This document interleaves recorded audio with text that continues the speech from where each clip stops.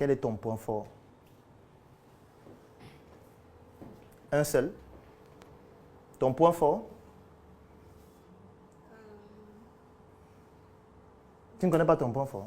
Ma gestuelle peut-être. Laquelle? La gestuelle, ça ne veut rien dire. C'est quoi? Le mouvement de tes hanches? Ma démarche, oui. Ta démarche. D'accord, oui, ça c'est pertinent. Ta démarche. Ta voisine, point fort. Un seul. Rapidement, rapidement. Point fort. Tu n'as pas de point fort? Ouh.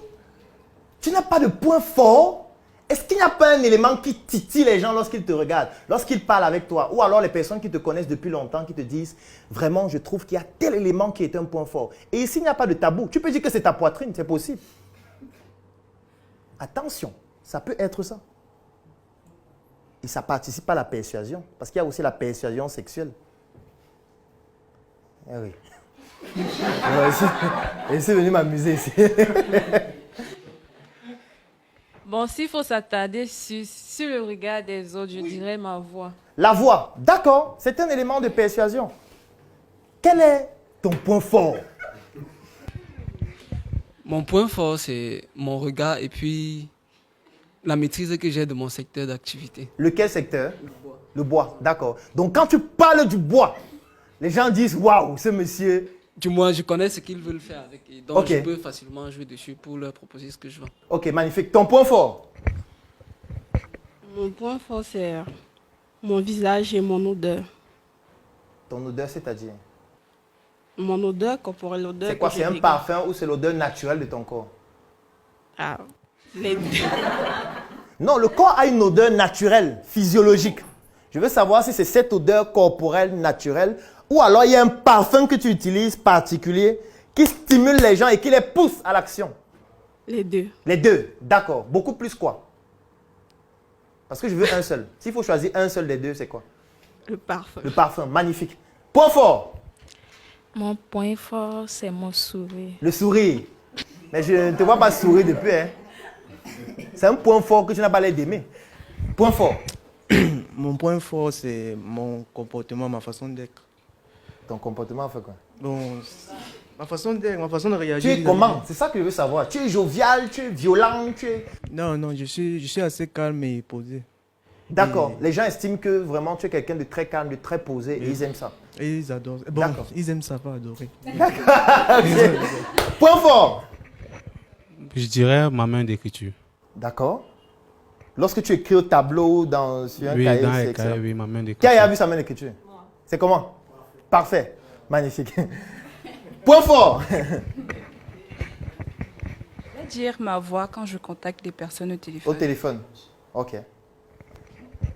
On revient. Point fort. Mon point fort, c'est j'aime la logique. C'est-à-dire? C'est-à-dire que si on est en train de débattre, je veux tout aller en compte de ce que tu as envie de dire. Et moi, je veux tout chercher à te convaincre que ce que je dis n'est pas forcément vrai. Ok. Point fort? Moi, de mon côté, mon point fort, c'est ma capacité à m'adapter. Chaque situation, j'essaie toujours de m'adapter et m'en sortir. Tu ne mets pas le cœur. Je ne mets pas le cœur. D'accord. Point fort? Pour moi, mon point fort, c'est mon regard. Et comme j'ai aussi les lunettes là, je pense que ça... Ça amplifie. D'accord. Premier exercice à faire, c'est d'identifier tous vos points forts. C'est très important. Parce que lorsqu'on veut persuader, on commence par ses points forts. Parce qu'il va falloir les amplifier. Vous devez vous dire, si mon point fort c'est la voix, comment je fais pour améliorer ma voix? Comment je fais pour pratiquer des activités dans lesquelles ma voix sera mise en avant? Comment je fais pour intervenir dans des événements pour que les gens se rendent compte que j'ai une belle voix? Si mon point fort, c'est par exemple ma maîtrise sur un sujet ou par rapport à un sujet, comment je fais pour que les gens comprennent que je maîtrise ce sujet? Comment je fais pour m'exprimer dessus régulièrement? Comment je fais pour développer mes compétences dans ce sujet de manière beaucoup plus approfondie? Si mon point fort, c'est mon regard, je dois comprendre ce qu'on appelle les mimiques faciales. Je dois comprendre ce qu'on appelle les micro-expressions. Je dois comprendre quelle est l'influence du regard lorsqu'on discute avec quelqu'un. Je dois savoir comment faire pour amplifier mon regard.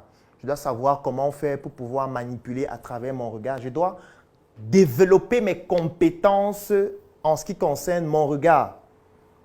Si mon point fort, c'est d'avoir une analyse logique dans tout ce que je fais, comment je fais donc pour analyser, par exemple, les problèmes que nous avons dans notre société de manière logique pour faire comprendre ça aux personnes qui n'ont pas le même degré de compréhension que moi? Comment je fais pour développer ma logique? Comment je fais pour rendre ma logique accessible aux personnes qui n'ont pas mon niveau? C'est le premier exercice à faire. J'identifie mes points forts et je travaille à les développer. Parce que le problème qui se pose, c'est que la plupart des fois, on ne se concentre que sur les points faibles. La preuve, vous êtes là à cette formation parce que vous avez identifié un point faible que vous voulez transformer en point fort. C'est bien, mais ce n'est pas la seule chose à faire. J'ai même envie de dire que ce n'est pas la chose la plus importante à faire. Parce que pendant que vous êtes en train de développer le point faible que vous avez identifié, qui vous a conduit à cette formation, vous risquez de passer à côté d'un point fort que vous avez et de le laisser et de ne pas le développer. Parce que la preuve, vous êtes en train de développer un point faible. Lui, par exemple, il dit qu'il s'est amélioré. Lui aussi. Il a fait une conférence devant 50 personnes, ce qu'il n'était pas capable de faire il y a de cela 1 an, par exemple. Ça veut dire qu'il y a un point faible qui est en train de s'améliorer. Mais pourquoi il n'améliore pas aussi les points forts? Parce qu'en améliorant un point faible, oui, tu veux réagir? Justement, par rapport à ça, vu que je suis quelqu'un d'assez calme, qui aime voir discuter en temps avant de donner son avis, l'effet de parler devant ces gens-là, développer, après ces gens sont venus vers moi, on a échangé des numéros, on bavarde beaucoup, quelque chose que forcément, je les impressionnais parce que je suis absent, mais je donne des raisonnements logiques. Bon, je me dis que peut-être en côtoyant Cro, je vais développer une autre personnalité qui n'est pas la mienne. C'est de ça que je suis en train de parler. Ça veut dire que ce point fort que tu es en train d'abandonner ou de négliger risque d'être anéanti par un point faible que tu es en train de développer. Maintenant, tout dépend de l'objectif que tu vas atteindre. Si l'objectif que tu vas atteindre nécessite absolument que tu sois devant 50 personnes, 100 personnes, 500 personnes pour leur partager ce que tu sais, là, il faut absolument que tu passes par là. Mais ça ne doit pas faire en sorte que tu fasses disparaître un point fort que tu avais. C'est pour ça qu'il faut savoir jouer des rôles. Il faut savoir jouer des rôles. Quel est le rôle dans lequel je dois avoir l'attitude de quelqu'un qui est calme? Quel est le rôle que je dois avoir ou le contexte dans lequel je dois avoir l'attitude de quelqu'un qui prend la parole, qui s'exprime, qui est capable de développer un raisonnement logique, qui est capable d'interagir avec les gens facilement? Parce que finalement, on va se mettre à jouer des rôles presque à chaque fois. Parce que la persuasion n'est pas identique dans tous les contextes. Persuader un homme et persuader une femme, ce n'est pas la même chose. Persuader une personne âgée et une personne jeune, ce n'est pas la même chose. Persuader un membre de sa famille et un ami, ce n'est pas la même chose. Persuader un collaborateur et un inconnu, ce n'est pas la même chose. Ça veut donc dire que pour persuader à chaque fois, il faut jouer un rôle. Tu es d'accord avec moi que si tu dois donner une conférence devant 700 personnes, tu dois identifier quels sont les points forts que je dois mettre en avant pendant la conférence. Pendant la conférence, tu ne vas pas être calme. Pendant la conférence, tu ne vas pas être introverti, tu ne vas pas être réservé. Non, ce ne sont pas des points forts à développer pendant cette conférence. Tu pourras utiliser ces points forts durant d'autres contextes qui nécessitent que tu puisses mettre en avant plutôt ces points forts-là pour persuader. Donc, ça signifie qu'à chaque contexte, il faut identifier quels sont les points forts que j'ai et pourquoi est-ce que dans ce contexte, je mets plutôt en avant ce point fort par rapport aux autres.